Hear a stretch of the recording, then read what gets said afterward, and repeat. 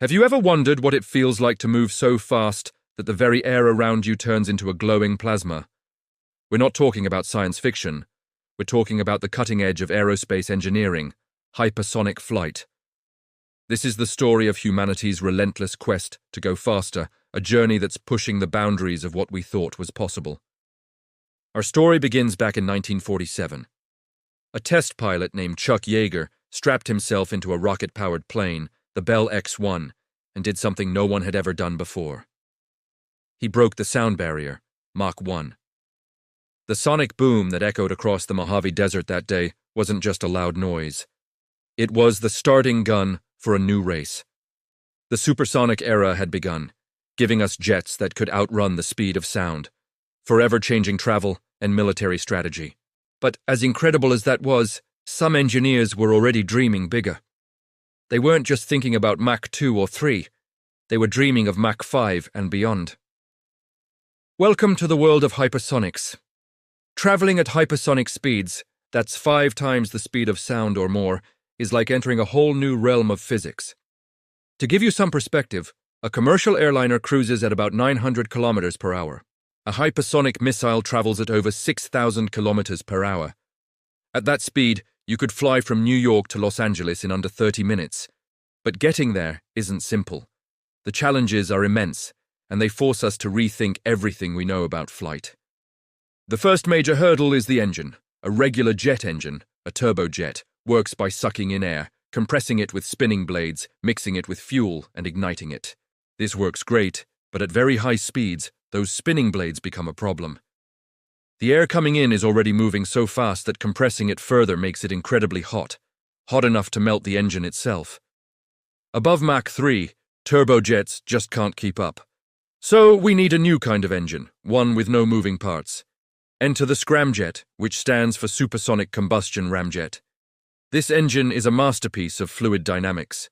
Instead of using fans to compress the air, a scramjet uses its own incredible speed and a cleverly designed inlet to slow the incoming supersonic air just enough, but still keep it supersonic, for combustion to happen.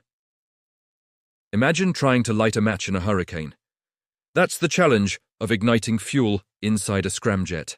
The fuel has only milliseconds to mix with the air and burn before it's blasted out the back, generating massive thrust.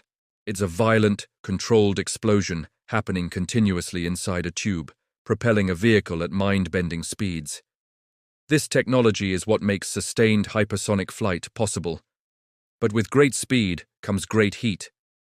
This is perhaps the biggest demon hypersonic engineers have to face.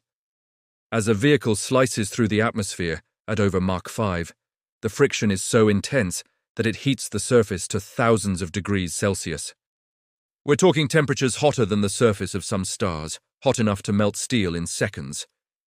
To survive this, hypersonic vehicles need to be built from exotic materials, like carbon-carbon composites and special ceramic alloys, materials originally developed for things like spacecraft re-entering Earth's atmosphere. Engineers also design sophisticated cooling systems, sometimes even circulating fuel through the vehicle skin to absorb heat before it's injected into the engine. It's a delicate dance of thermodynamics, where one wrong move could mean catastrophic failure. The extreme heat creates another bizarre and challenging phenomenon, the plasma sheath. The air around the vehicle becomes so hot that its molecules are ripped apart into a superheated gas of charged particles called plasma. This glowing plasma sheath engulfs the entire vehicle, and while it looks spectacular, it creates a serious problem.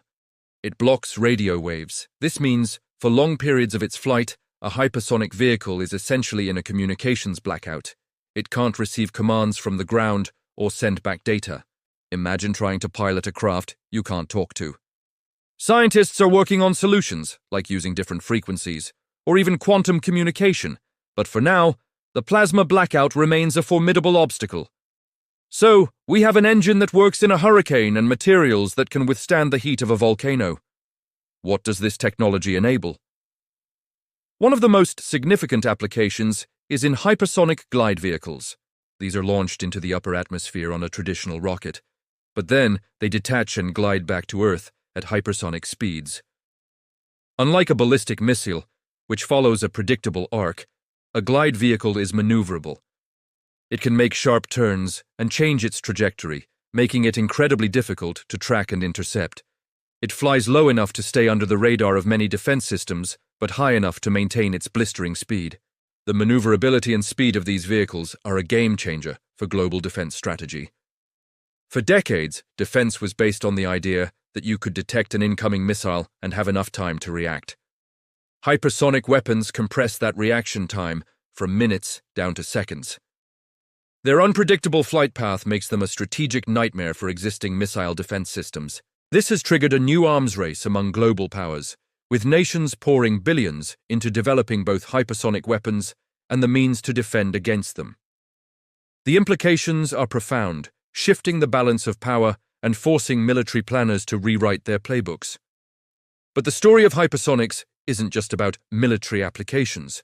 The same technologies that power these incredible weapons could one day revolutionize civilian travel.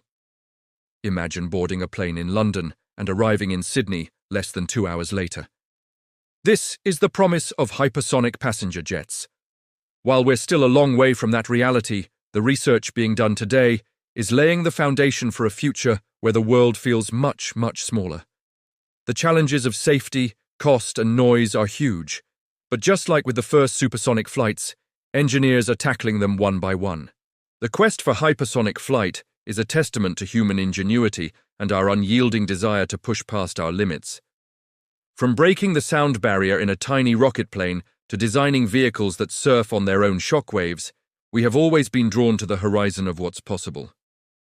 The science of hypersonics is complex and the challenges are daunting, but it's a field that represents the very pinnacle of aerospace technology. It's a journey into a world of plasma, scramjets, and unimaginable speed, a future that is arriving faster than the speed of sound. Thanks so much for watching. If you're fascinated by the future of technology and engineering, make sure to subscribe and hit that notification bell so you don't miss our next deep dive. See you in the next one.